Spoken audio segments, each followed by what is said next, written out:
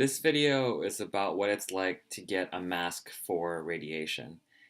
And I didn't know quite what to expect until the night before my first radiation mask session when I read a blog and people were talking about needing a happy place uh, and I started wondering, why do I need a happy place? I'm just getting a mask. Well, it turns out that basically what happens is you have a white plastic sheet with holes all over it that basically molds to your face and neck area to keep you very still during radiation because the technology nowadays for radiation, they can achieve extreme accuracies, and so you need to be extremely still for those to be effective and or to get the spot that they want. So the reason why people describe being a happy place is basically it can be a little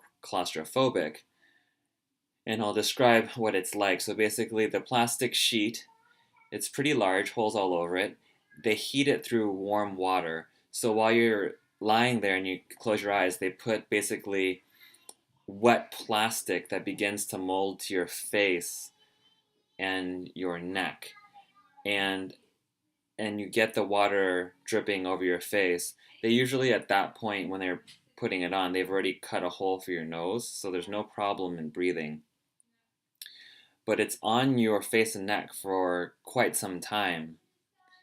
And one of the challenges for me is I have a protruding Adam's apple, and once it sets, the thermoplastic sets, and it's formed around something like around your neck, it can be a little bit difficult to swallow because as you swallow and the Adam's apple, let's say, moves, it basically, because it has nowhere to go because it's now been formed, a plastic's formed around it.